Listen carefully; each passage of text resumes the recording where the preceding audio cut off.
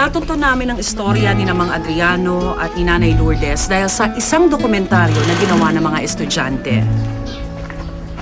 Hello! Kumusta? Hello! Kayo pala yung gumawa ng documentary about Nanay Lourdes. Bakit nyo naisipan na gawin mo? Requirement po siya sa documentary film.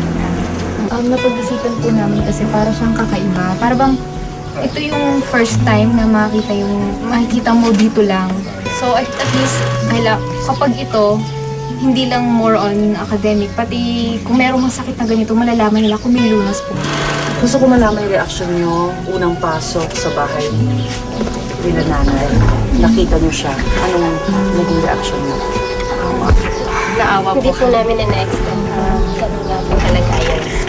Grabe po yung galaw niya. Yung galaw siya ng galaw. Anong iniwang impact nito sa buhay nyo? Kami po, isang grupo lang po kami ng mga estudyante.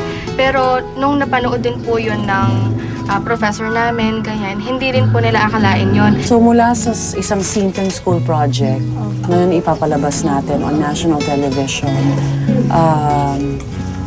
anong pakiramdam? Anong mga expectations nyo? Tsaka po saludo po ako kay Tito kasi madalang yung ganun eh. Dito kasi, kumbaga, sa pag-ibig, di ba? Iniiwan agad.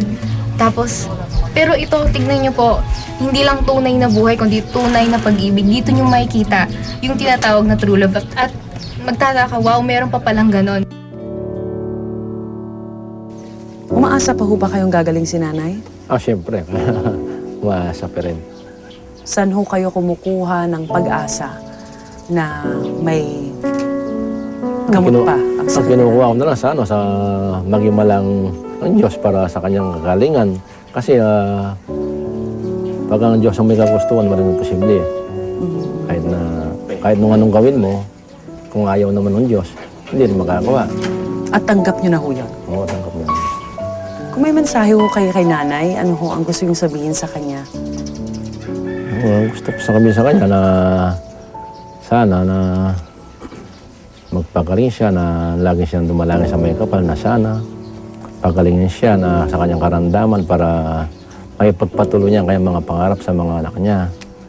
Pero natatandaan nyo pa yung huling beses na I love you siya sa inyo?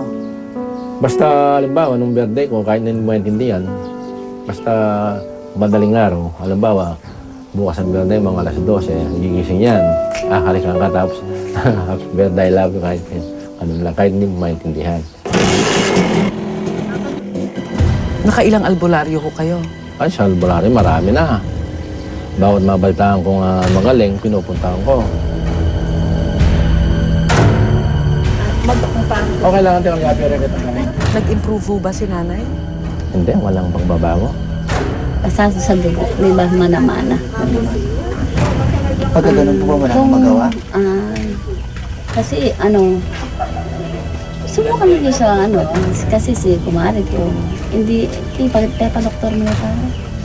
Parang specialist din dito. Sa mga espesyalista daw. So kayo po, nire-refer nyo sa espesyalista na lang po? Kayo, mas gusto nyo po? Oo, yun. Bukod do sa albularyo, may nalapitan na ho ba kayong doktor o health center o kung ano man? Doktor, sa may, yan lang sa bayan. Ang Ano? inaano lang, yung ilalapit mo, tapos pipresyo na lang. Sasabihin mo, wala namang masabi. Nagpresyo lang ang ginagawa, tapos sa puso, ganun. Tapos bibigyan ng gamot, ganun lang.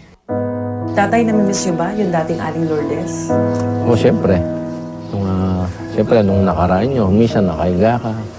Iniisip mo mga anong panahon nyo na masaya kayo. Diba, naglalambing, gano'n. Siyempre, iniisip mo lahat yun ng mga nangyari. Ngayon, wala ka nang magagawa dahil nandiyan nga siya sa karamdaman ganyan. Hindi tanggapin mo na lang na ganyan talaga ang buhay. So pagsisilbihan niyo ho siya hanggang sa huli? Hanggang buhay siya ka ako, hanggang buhay. May gamot. Si Nanay